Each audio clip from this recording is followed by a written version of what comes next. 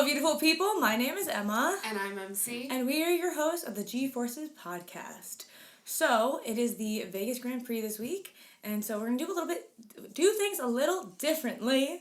Because this is a brand new race. We've never seen it before. It's never been done before. Well, there has been a race in Vegas, but we'll discuss that in a bit. But this is a whole brand new track. There's a lot of conversation going on about it. And so instead of doing a normal shop talk part of the week, driver of the week, we wanted to do something a little different and just discuss all of the drama and all the things surrounding the Vegas Grand Prix. There has been so much conversation around this that we were both talking about it and we realized, like, the conversation we're having, we want to have with you guys. And so it's just, there is so much to talk about. I don't know, I've been kind of swayed where I think the comparison I made was like, it's like Avatar: The Last Airbender. The TV show. The TV show. Not the movie. We were burned by the movie, so now with the new live action TV show, we're all freaked out and we're all like, oh my god, it's gonna be bad. And so for the Vegas Grand Prix, I think everyone is like, oh my god, this is going to be so bad. And I just think it's like, I want to wait to see what happens. Like, I think that I don't want to prejudge it, but I also want to go into it not expecting the best. Yeah, and that's the whole reason why I think we want to talk about it, was there's locals that are upset, there's comments that have been made, there's, trees have been cut down, canals have been drained, there's so much going on, and we just kind of wanted to break it down before, hopefully there isn't chaos, but I think there's going to be a lot to talk about for our wrap-up episode. Oh, yeah. So, we are going to try to break this up into segments like we normally do. So, don't really know what that order is going to be because we didn't really figure that out ahead of time, but we will figure it out in the next break. Also, we are in a different setting right now. So, if you notice, we're not in our normal spot. Again. Yeah, we're just throwing all the different things. If you guys are watching on YouTube, you'll notice our background is different. For those that are in the States, it is almost Thanksgiving, so we were not born in New York, but raised in New York, and so we're in New York. Traveling back to the parents, because for those that forgot, we are sisters. Yes. And so we're here early. We're making it work. Yeah, we are. New York. We are. So, watch it be our best episode yet. I hope it is. All right. Well, let's get into the episode.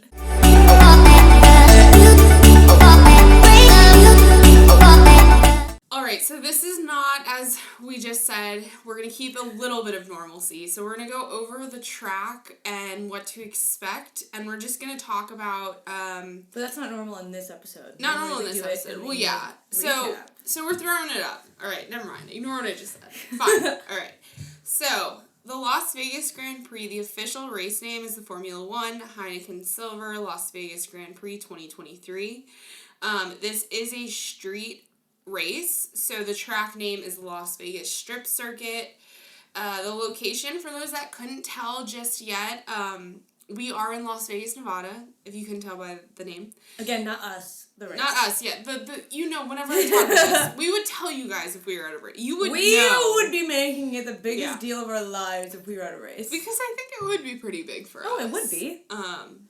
So, shocker, this is the first time this race is happening. So, the track was built in 2023, like the grandstands, because it is on the street. Las Vegas as a whole has put a lot of money into repaving it. The streets that the course is going to be on, so we'll see how that goes. So the Las Vegas Grand Prix, this is the first year that they're having it, but for F1, this is not the first time that they are in Las Vegas. So in 1981 and 1982,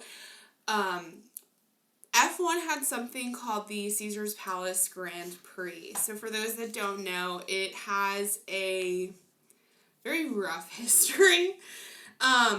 So in 1980, F1, their U.S. Grand Prix was pulled off the schedule, and that was held at Watkins Glen, New York. That was actually the last time it was at Watkins Glen. And so to replace an American race, they were like, let's do it at Vegas. So... what is up with their obsession with Vegas, man? I think back then it was probably the glitz and glamour. From what I was reading up on, sport betting was also different. So Vegas like had a huge amount of sports betting. Okay. And the accessibility of things like that now are so different. Yeah. You know, the technology and whatnot. The Caesars Palace Grand Prix was held in a temporary circuit in the parking lot Of Caesar's Palace. of Caesar's Palace. So like, it's not on the street. They just basically made a circuit on the parking lot. It was like, I'm guessing they have a large parking it was lot. it was like 2 point something miles, so it was a stretch. Like, it wasn't, It would be like going around a mall. But if you Google it, like, right now, for those listening on their phones, literally type in Caesars Palace Grand Prix, it looks like Fork Sporks. Like, the way, like, it looks like the way you would drive down lanes in a parking lot. So it's a very strange course shape, which is something we'll talk about with the Las Vegas Grand Prix for this weekend. That's a complaint people have. I don't know. When you look at the Caesars Palace Grand Prix, come back to me, and I will let you know. The fork is worse than the pig. You know, the fork is worse. Because of this, and because it was held in a temporary parking lot, like a temporary course in a parking lot, it was known as one of the worst F1 courses in history. Drivers hated it. It also sounded like it sounded like they were racing during the day, so they were handling the heat as well. And they're in a parking lot, in the desert, in a car. Yeah. So they're just roasting. So it'd be like Qatar. So the Caesars Palace Grand Prix was held in 1981 and 1982, and then was essentially disbanded because it was just a failure. Caesars Palace lost money on it. It brought really small crowds because it was held in a freaking parking lot, so they couldn't build they couldn't build anything, so people were, like, corralled. Yeah, and it's not like they could put grandstands in the parking lot because they have actual, like, customers at Caesars Palace. Yeah, so that is probably a little bit of... I think that the Caesars Palace Grand Prix adds to the fear and it does, the hesitancy for the Vegas Grand Prix. Because I think people, not like me and you, people who've been long-time fans have talked about, you know, not only the struggle with the American races and the fan bases getting people at the race, but then you have something like this where it's just abysmal. It's terrible. You know? Like, people that have been following it for a while, I feel you. Like, I would be a little shell-shocked. Yeah. If, you know... It'd be frightening to know what's going to happen. Yeah. So, that's kind of sort of the first F1 Grand Prix is this weekend, but there have been, you know, but this specific Grand Prix is new to this weekend, but it's not the first time F1 has seen Vegas. So the circuit length for this weekend is 6.2 kilometers or 3.853 miles. This does run the Strip, so that is a big aspect of it that people are very, very, like, that is what they're talking about. Is that it's going straight down the Strip. This is actually, in my opinion, especially with the last few races we've seen, this is one of it's a long course. Mm-hmm. So they're only doing 50 laps this weekend. And the total distance is what we normally see. It's in that range. It's 310.05 kilometers or 192.6 miles. There are 17 turns on this course, and as of right now, you know, you never know, especially with the temperature, I don't know what's being kept. As of right now, there are 2 DRS zones. DRS detection zone 1 is between turns 2 and 3, and activation begins after turn 4 in one of the 3 straights. And then DRS detection zone 2 is after turn 13, and activation begins a little bit further in the main straight between 13 and 14. Right.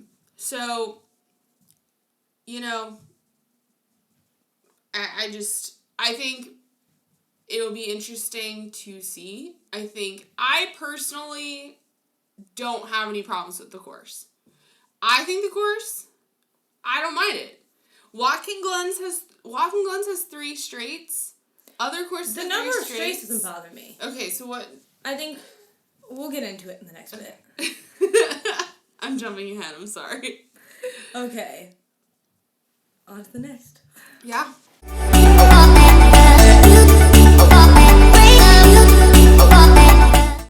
So, I can't say that I dislike the track. I don't have as many issues with it as most people A lot of have. people do. The main problem that I have, which seems to be a big problem for a lot of other people, so I don't think I'm alone with this one. And I know you disagree with me on this one. The pit lane exit. So, before you get into it, I don't know if I disagree with you. I just think, and maybe this is a cop-out,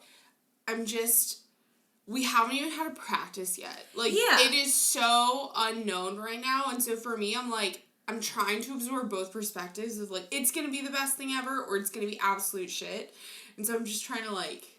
So my fear is that it's going to be absolute shit because it is on the exit of a hairpin turn, and it might...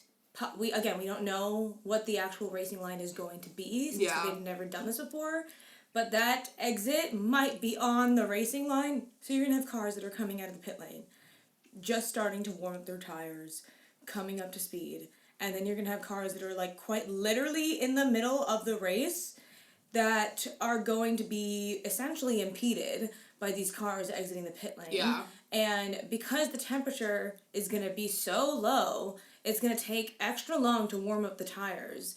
So, just so you guys know, the coldest race that has ever happened in F1 history, it was 41 degrees Fahrenheit in Canada, and I believe it was in 1978. And it was so cold that the drivers on the podium were actually bundled up in, like, winter coats on the podium. I don't think they were spraying champagne that day. I think the champagne might have been, it was 41 degrees, so it wasn't frozen. Yeah. But I think it was snowing also on the podium. What I was able to see, it's supposed to be about 55 degrees. So it's not that cold, but it's also a desert at night, and a desert at night tends to get very cold. Yeah. So, the tires are going to, first of all, it's a street course, and they just repaved the street, so, like, you're not going to get as much tread in the tires. And so Pirelli's bringing, from what I've read in an article, they're bringing the 3 softest tire compounds, the C6, C5, and C4. But on top of it, this weekend, so most F1 weekends, they have other events happening. Yeah. So they'll have, like we saw at, was it COTA? F1 Academy. They have other races, so there's other, the track there's other things happening to the track, whereas this is specifically just this F1 race, and that's the only thing that's happening. And during the daytime, the track will be opened up as just public streets. Yeah, that throws me off. I don't know how that's going to happen, because again, the race times are in the middle. So this is another issue I have. We're not gonna have any organization in this episode. We just have a lot to comment on. We're just walking in. The race time is going to be 10 p.m. Saturday night in Las Vegas. Apparently, they're on West Coast time. Did not know that. It makes sense. I know. It makes sense to me now. And now we are currently in the Eastern time zone, and it will be happening at 1 a.m. for us, which is the same time that the Japanese Grand Prix happened. So we will be waking up at the exact same time that we woke up for the Japanese Grand Prix, which is insane to me. And F1's whole thing recently has been trying to find a better way to cater to American fans. And apparently they made these times so that they could better cater to European and Asian fans. Why do I have to wake up at 1 a.m. for a race in my own country? That's the thing that I'm just confused about is, another thing I noticed is a bunch of the drivers, so some of them from their social medias, some of them went back to Europe, but then a handful of them did stay in, like, Brazil or within this, like LA. Yeah. LA, this section of the world where your jet lag is not going to be crazy. Some of them did go, like, I don't know. Your sleep schedule, their entire schedule is going to be so confusing. Like, they're essentially living, like, a nocturnal life for the entire weekend. I saw one video that said, on average, the drivers and the teams will probably be going to sleep around 4 a.m. every night, and then sleeping until about noon, and then waking up, and then going back down to the track to do some stuff. I don't know. As, like, someone who just, like... It's, like, cold and flu season. Like, that's when people start to get sick. That's when, like, things, like, start to... Like, your body, they have to be sleeping weird schedules now. I think already they have very weird sleep schedules. Yeah, no, and I know that because they're traveling, but I don't really fully wrap my head around why these crazy times were necessary. Yeah. Like, and I think James Voles commented on it that there has, like, he doesn't know of a race that's really been driven past midnight. Yeah. So. Because, I mean, even in Singapore, when they had the Singapore Grand Prix, like, I think it starts at, like, 9 p.m. in Singapore. I mean, the thing for me, too, is it is a 3.853 mile track. That's 3.8 miles of that city it's going through at the craziest times. Yeah. You know, and this is an aspect that I think, unfortunately, you can't complain about when you're going to a city like Las Vegas. But that, like, that entire structure, the way you have to have things happening in the city, like, it's going to throw off the whole I don't know. I'm just nervous about scheduling. So that's also been kind of a huge complaint that people have had, that there's been a ton of traffic and road closures because of prepping for the Grand Prix. And so, like, or even with the grandstands and the overpasses being covered up so that you can't see anything. Which, in F1's defense, that happens in literally every other race. And for, like, IndyCar, that's what happens. Like, for every single racing whatever, that's what happens no matter where you are. This is not a unique thing to the Vegas Grand Prix, so I think people are freaking out about that one for no reason. But Vegas, it would be difficult for them to do it during the day. But then also, Vegas is a party city, so, like, at nighttime, it's not like he goes to sleep. True. Yeah. I'm just picturing all of the drunk college girls at, like, one of the casinos or clubs or something trying to get an Uber and realizing that ain't gonna happen. Yeah. I don't know. I think that it's gonna be overall, I'm just curious scheduling in terms of the way the teams and the drivers. I hope they're all doing okay. I hope they have some sun lamps because they're gonna need it. They probably do. I would assume they do. But yeah. So one of the other big complaints. I'm just naming all of the complaints here. Go for it. Ticket prices. So not only were the times whack, basically, for the U.S., ticket prices were also insane. So, again, F1's been going on about wanting to have a bigger U.S. audience. And the problem is, it is quite literally cheaper for us to get decent tickets for a race in Europe, go to Europe, get a vacation out of it, and spend a couple days frolicking in Rome, and then to go to Vegas or Texas or Miami. It's crazy. So it's really frustrating. Like, so I wrote the ticket prices down. So, but, like, as a whole, and this is not just F1, I think this is just, like, an overarching of ticket prices. And I understand that it is a luxury. It is a luxury to go out. It is a luxury to go out and see sports events. It's not a necessity. It's something. But it is shouldn't be as inaccessible really expensive. As it is. Concerts, I mean, the Ticketmaster fiasco. And then to see something like this where you have the ability to make the grandstands for all of these people, and then it's just astronomically expensive. So, according to motorsport.com, at the beginning, GA tickets went for $500, including food and beverages. So GA just means standing. Like, you don't get to sit in the grandstand. You have to sit on the sides of, like, on a lawn with a lawn chair. You're sure about that? There's no GA, like, just seats? No, this is how GA has been at every other race. You're sitting on the grass, hiding in the non-existent trees. I'm just using it as an example. Single day grandstand tickets for Sunday range between $1,155 and $1,760. That is the price of airfare and a hostel to Europe. Is that $1,760? Is that the price range for GA, or is that the price range? That's the price range for a grandstand ticket for just Sunday. For just Sunday, okay. So the weekend grandstand tickets are around $3,000.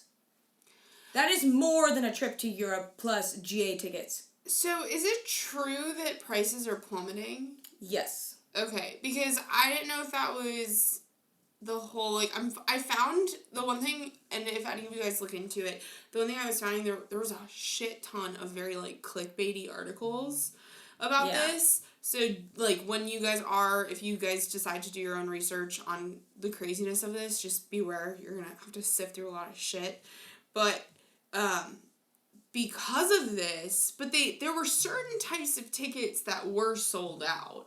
Like the super ridiculous VIP luxury ones. That's the thing also. So a lot of the hotels were also doing deals where like... Didn't Caesar's Palace have like a $15 million one? Yeah, they had one that was like over $1 million where you get like a luxury suite, you get 75 people can like fit in the suite. All of your meals like brought to you by the hotel, like... It was the most absurd thing ever that only, like... The richest of the richest of the richest of the rich. The people that we are going to see on TV this weekend are going to be more than just celebrities. They are going to be, like, your rich businessmen. Yeah. It's gonna be... Because those are the people that can afford that kind of stuff. Yeah, a celebrity can afford a $30,000 garage ticket to Monaco... But your average celebrity is not actually going to be able to afford a $1 million ticket. Well, on top of not only the ticket prices, there was, and I don't know how much money, I have to double check, I think it was $15 million. Mercedes was spending just on hospitality. Oh my God, hospitality alone. So you're seeing the teams themselves are spending more money on hospitality services because they've invited every single person under the sun. They're dealing with all of the celebrities because of the closeness to LA. I mean, that's basically New York to Boston. It's a 2 to 3 hour drive. It's New York to Boston. Yeah. It's an hour flight, I want to know, is the cost cap higher this year so that people can spend the money on hospitality in Vegas? Because if not, then was the hospitality at every other race kind of shitty? Because they were spending all their money on this race's hospitality. I don't know. I mean, I'd be curious to see if they even have comparisons like that. Because I know hospitality is included in the cost cap. The fact that these teams are spending, and that's the crappy part, is that you have a team like Mercedes who has that ability to spend $15 million, but then I think of a team like Haas where this is like all of the money that they've had to save just to be on a certain level because this is basically, this entire weekend is schmoozing to brands.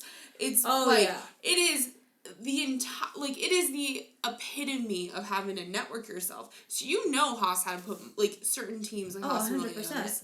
And that's so crappy too. Yeah. But teams like Mercedes, even if they didn't have the Las Vegas Grand Prix, everybody knows Mercedes. Yeah. Even before we were into F1, I knew who Lewis Hamilton was. Yeah. More because of his fashion rather than driving.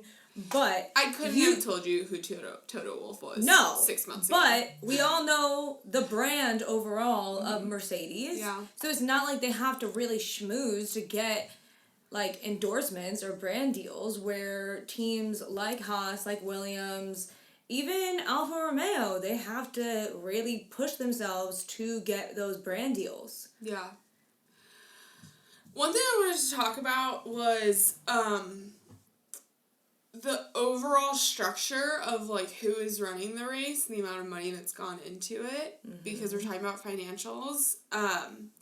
So typically for Formula One races, the weekend, like say we're at Monza, the circuit itself has like people. Like it's not just like F1 fills it and then it's empty and abandoned the rest of the year. There are specific people who their entire like they work at stadiums, things like that. You guys know what I'm talking about. Like that's their continue. Yeah.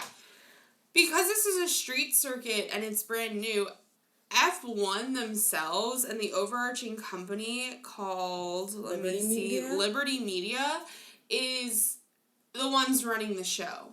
Yep. So they're essentially the ones who have put everything in place. So that's the other curveball that people are wondering, is because there is not a typical, it's being run by the overarching corporation. I'm curious to see just like, if it goes smoothly. Yeah, I'm curious to see if this is going to be, and this is a horrible comparison and a very extreme comparison. Like Brazil?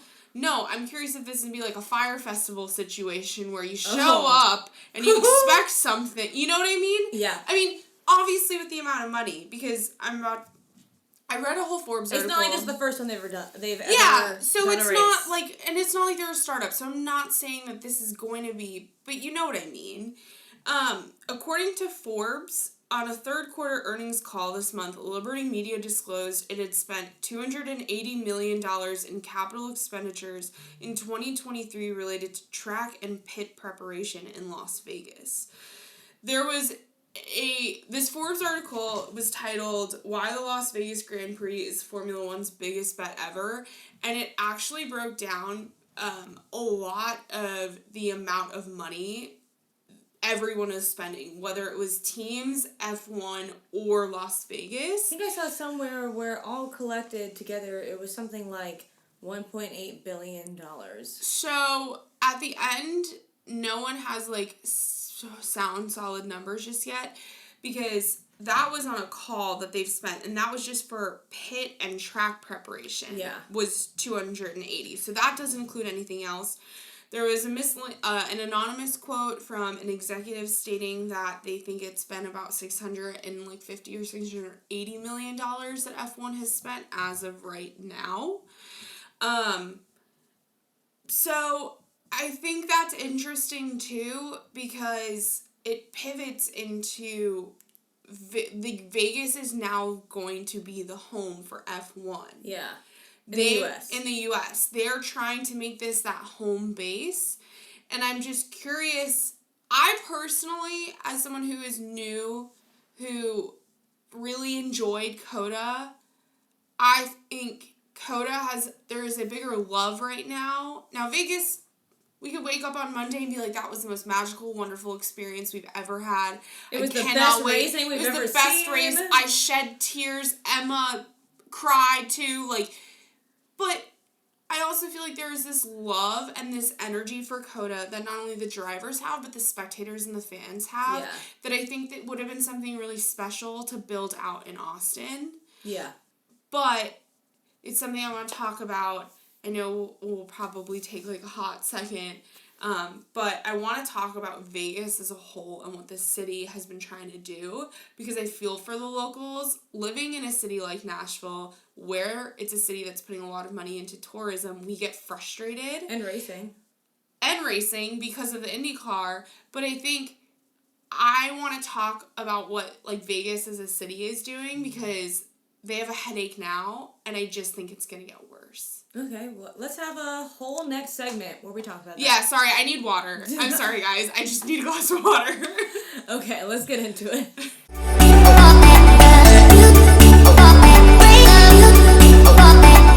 So MC wanted to discuss a little bit more about the city of Vegas. I also need water. So yes, we also just need to take a break. And the Netflix Cup just started. And apparently security had to run after a girl for trying to run after Lando. Guys, remember, parasocial relationships. Yes. Boundaries. Yes. Things, it's okay. We love them too, but we also don't know them. We don't know them. As much as we watch videos of them, we don't know them. They are not my friend. Yeah. I don't think they would want to be our friends. No, they wouldn't. And at the end of the day, I don't think a lot of us would want to be their friends. So, but they're great drivers and they're entertaining. And the persona that they put on is probably just for show most of the time. Most celebrities are like that. Alright, anyways. So, the big point I wanted to make was, whenever I think of Las Vegas, there's three things that come to mind. One, it's CSI, Crime Scene Investigation. Yes. Watched way too much of that as a child, which is probably why I'm like, okay, not going to the Vegas Grand Prix. Yeah, Vegas gave me the ick. Because that show was on for 15 seasons. That was a lot of murder. Like, a lot of crime. Vegas is, like, not a great city. I mean, I don't know. We don't live in a great city. Like, I mean, we live in we've lived in Nashville and New York, so Yeah. like not the safest cities in the world. But the other thing is, do you remember Flintstones, the movie, when we were kids? Yes. When they went to, didn't they go to like Vegas, or it was like the Flintstone version of it? I don't think you got the correct thing properly. I don't know. The Flintstones, like, the Flintstones were like the cavemen. The cavemen, but they went to like their version of Vegas in one of the movies from the 90s.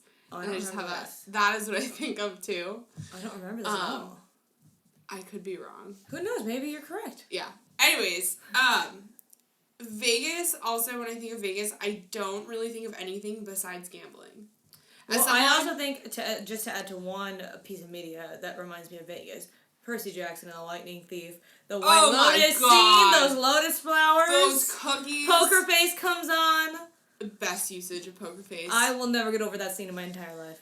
But besides all that, whenever I think of Vegas, I genuinely just think of gambling. This is someone who's never been, and this is someone who has no issue with the city. I think there's probably really wonderful people. I've heard great things about the food. But the city of Vegas has been trying to pivot, and they even trademarked a new phrase titled the greatest arena on earth. So they're trying to move more away from like gambling, Sin City, chapels, I don't know, like things that you think of when you think of Vegas. I do want to ask you something about chapels.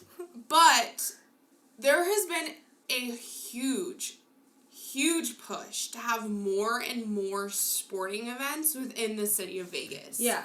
So in 2017, the Golden Knights was founded, and Vegas got their first ice hockey team. All right? Okay. Then in 2019, some billionaire, I don't know, his name sounded important, but... Football, Raiders. $1.9 billion went into building Allegiant Stadium, home of formerly the Oakland Raiders. Then the NFL Draft was held there in 2022. The Pro Bowl held in 2022 and 2023. They're hosting the Super Bowl in 2024 in February. Yeah. Then the NCAA Final Four are locked in until 2028. And the Oakland A's, who are, I guess, going to become the Las Vegas A's, purchased 49 acres to build a new ballpark ahead of their move. Okay. Right? So, like, they're taking all the sports teams from Oakland.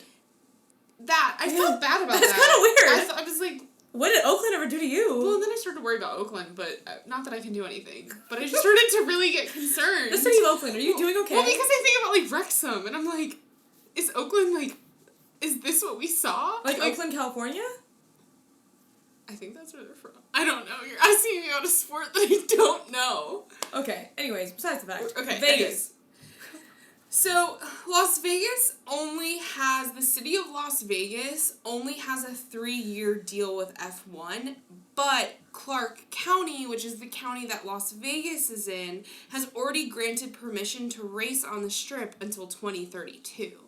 Oh my gosh. So, they're already prepping. I think it's probably just dealing with, like, their lock-in. I'm sure they'll announce this weekend, like, literally tomorrow they'll be like, Las Vegas is locked in. Or the next 30 years! They might be waiting until the end of the weekend to see how it goes, to lock in all those years. I swear to God, if they're like, just kidding, we're never doing this again, with the amount of money they put into it, and with the amount of trees they pulled out, even though, yes, trees are not native to Las Vegas. But it's estimated that this weekend is going to inject $1.2 billion into the local economy, which is roughly about twice of what they're estimating the Super Bowl to bring into Las Vegas. That's wild. Here's my thing, though.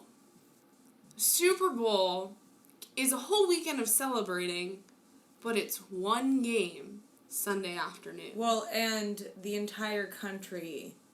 The entire country is watching, but also you're controlled into a stadium. Yes, roads are going to be blocked off. You're going to have parking from hell, but you're controlled in a stadium. You're not taking over a whole city. Yeah.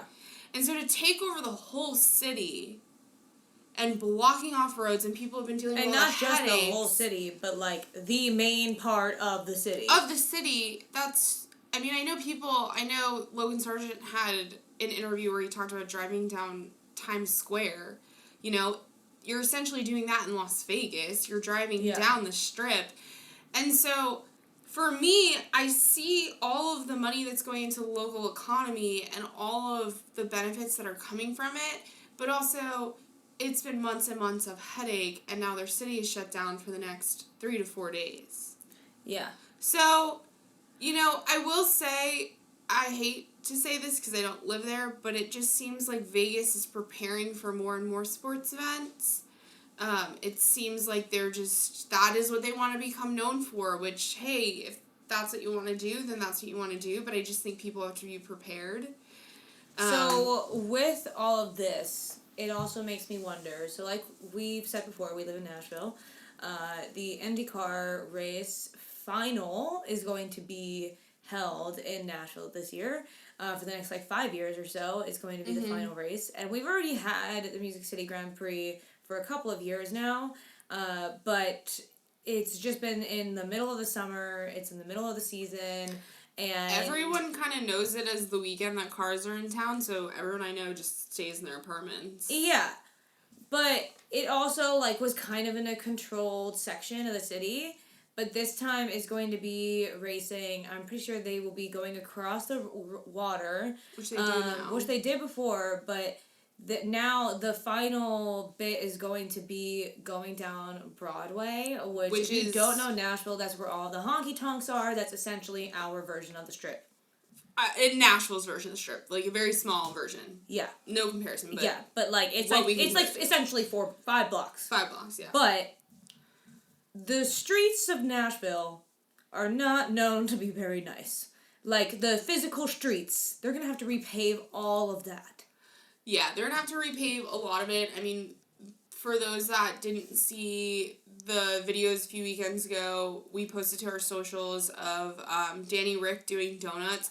That is the road that they're essentially going down. And so I know that Vegas has put in hundreds of thousands of dollars, if not a few million, to repave. I think I saw 400,000 or something plus to repave their roads. But that's also, it goes back to the whole, now there's the fact that it's a brand new road and what's that going to do for the cars. But, I don't know, I just thought it was really interesting because all of the hate I've seen for this event in particular was I would get this if this was a town, a lot of things don't happen, or this is something that they're not used to, major sports events, you see those cities that get the Super Bowl or they get some big event and they're overrun. Yeah. And, they've been able to handle these things. I'm curious to see, your city's going to shut down for the Super Bowl. Things are going to be just as expensive. So I'm curious to see how the city itself handles it. I think this is going to be even more expensive. Yeah. I mean, just knowing the basic ticket prices and knowing how much people have spent on hotels and everything else. Well, the other problem is, too, you have an entire country behind the Super Bowl. Everyone... I mean, we've been doing Super Bowl Sundays since the day we were born. Even if you don't care about football, you watch it. You watch it, and I think that is the difference, too, is that... I mean, yeah, everybody who watches F1 is going to be watching this, and I'm sure this is significantly larger amount of people than... But I don't know if America has the fan base yet for what they want. So, I don't know. I'm curious. I wonder if they think that the fan base is going to come from having it on the Strip because people who are there for the weekend will see that the race is happening and will be like, what is this? What's going on? Yeah, but I don't know, I just wanted to talk about that and how much is happening in Las Vegas because it's a city that, I mean, listen, if I lived in this city and we had this schedule of events, really big events, I would not be a happy camper either. But I also do wonder if, the Strip, if locals don't go there. Kind of like how we don't go to Broadway. True. If you live in New York, you don't go to Times Square. You find another route around it if you have to drive through there. Yeah. I wonder if the Strip is similar. It has to be. I've never been to Vegas, though, so I don't know. They've also rented out, Liberty Media rented the Sphere for the whole weekend. So I want to know what they're going to project onto the Sphere. Which we will get into in our next bit. We're going to have our final thoughts, which is probably going to be a 20-minute segment of us rambling Just and ranting. And rambling. So, yeah. All right.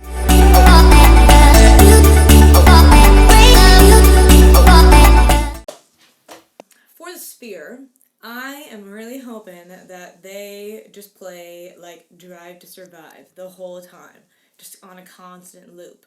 Specifically, the what is the scene where Toto is yelling at Christian, where he's like, "Fix your fucking car."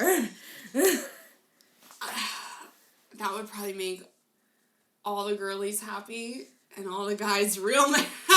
Well, they can move on. It's Yeah. fine. Or like a loop of like, I don't know, like Daniel Ricciardo like doing like the one ad of him being like, 2 words max, Las Vegas. I can see them either taking it like really seriously the way they do with the intro and it be all LEDs and like really serious, or they can just go like completely rogue and it be like they did special recording of all the drivers' faces. So like Oh my they gosh. have moments where like the sphere is like Danny Rick's head or like Esteban Ocon and like you know, I would can love see that. that. Like I would hope I utilize the sphere the way we all would. Let the intrusive thoughts win, F1 admin. I think F1 admin should really not just let the intrusive thoughts win. I think they should hand the ability over to the girlies. Let the girlies choose what's going to be on the sphere. Can you imagine if they just handed the control over to the drivers? The Oh, it would be chaos. Max wouldn't get it. He would be like, I don't like social media. I don't understand. I think Lando and Danny would be like, hi, like, what's going on? Like, they would love it. And then Carlos would be confused. Charles's car would explode. How did that even... I don't know. And then you would have Fernando Alonso probably take over in the end, being like, I am the TikTok creator of the year, guys. This is for me. I'm falling in love with Fernando. So. I know. We really have a newfound love with Fernando Alonso. Yeah, on a completely unrelated note, if you haven't seen his GQ Spain photo shoot, go check it out. It's the most adorable thing in the entire world. Okay. But back to Vegas. So, I did see... I think it was, it wasn't a girly grid, but it might have been a girly grid. I haven't caught up in a long time.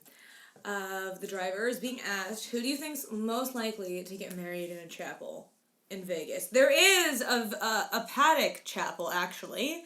And instead of the saying of like lights out and away they go, or like whatever, it says a lights out and away we go, like as in like the couple, which is cool.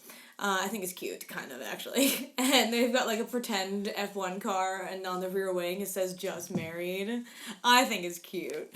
Who do you think? Even though we don't know any of these people, but the energy that they give off, who do you think? I don't know. I don't know. Because I'm thinking, I'm like... One, I just was like, how many of them are married? And the only people I could think of was, like, Nico and Kevin Mag. Is that it? Checo. Checo's married. I think that's it. I think that's it.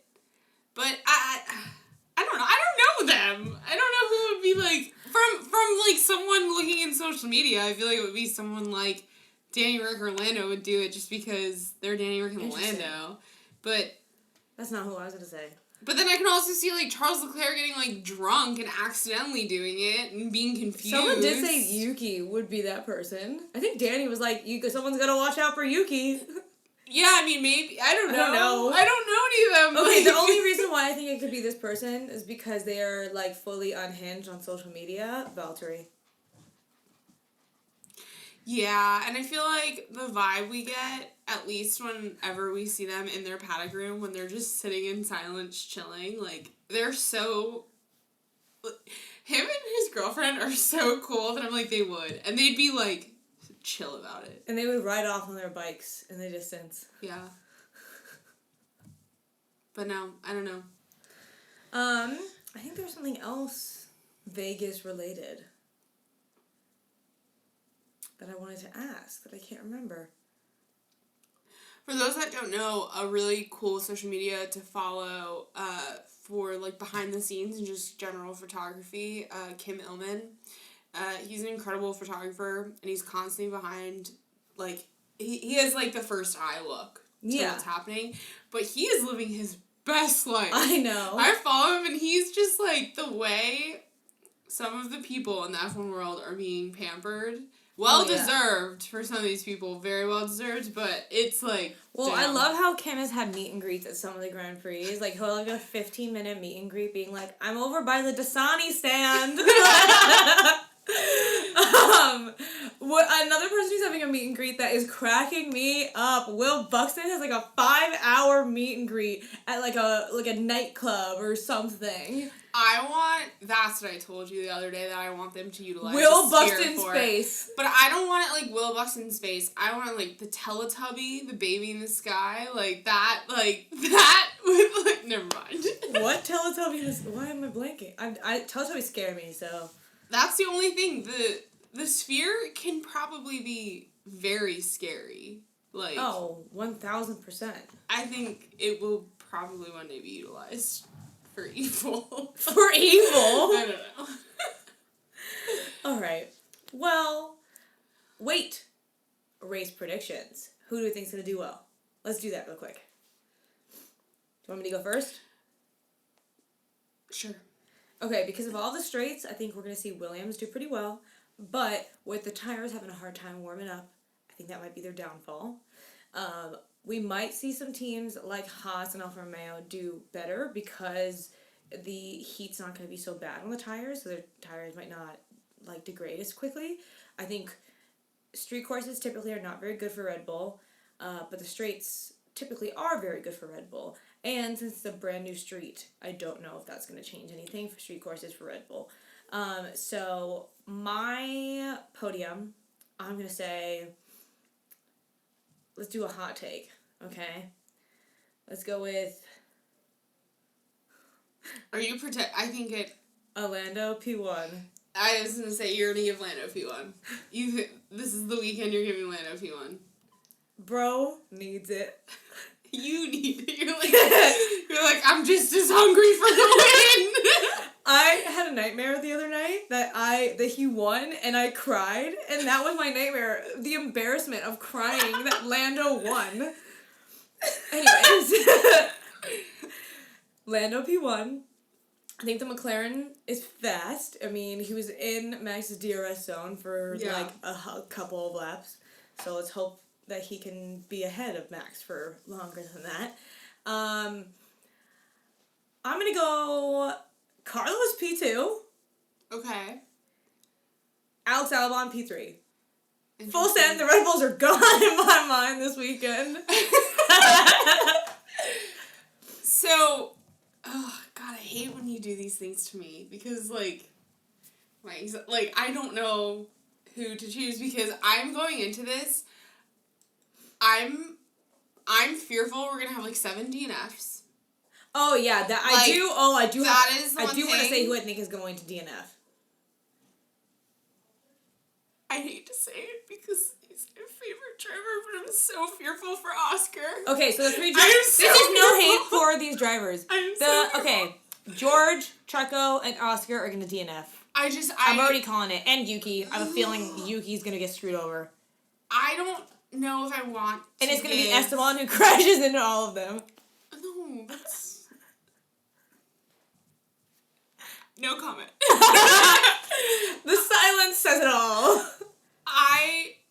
Here's my thing. I'm less worried about, like, the podium and, like, the craziness and more worried about, I can see this, especially with the frustrations certain teams have been happening, I can see this being a weekend where teams crumble. Oh, I unfortunately think this is not going to be a good weekend for Mercedes. I don't know if it's going to be a good weekend for Mercedes. I think Ferrari can be a toss-up. I think they've been a toss-up the whole season. But I can see relationships that are already frustrated because they are going to no man's land. No one knows. The data is not there. So I think that there is a huge possibility that people like Max, like Yuki, I think there's the ability where the frustration is going to boil over. And that's going to affect their performance. And I can see, because I feel like he has, at least the way he's been communicating on the radio, there have been struggles with Max in the Red Bull. At least from what we've seen. I mean, not from my eye. From my eye, it's a perfect race. But he's discussed. So I do think Lando has the perspective to be the possibility for P1. I think he's going to be on the podium, and I think we're there. I don't know if he's going to... I think he's going to be thrilled with any win. Oh, but I just feel like things are going to happen where I think the podium's going to end up being like Lando, Alex Albon, and someone like Valtteri. Like Joe. I would love that. Like, I think it's going to be... I would be so happy if that was the podium. Well, and this is an article, I don't remember what article I was reading because going through so many before we did this, I'm pretty sure ratings for F1 have dropped. They have. Because and I'm not blaming him, but because, like, the podiums are... Yeah, it's predictable. And so I think this weekend, morbid curiosity, people want to go see it fail. We have no idea what's going to happen. But then also, I think just the fact that, like, no one knows what's going to happen, there's talk that, like, it's going to be an unknown podium. Well, and even with the practices, I don't think the practices are going to tell us who's going to do well.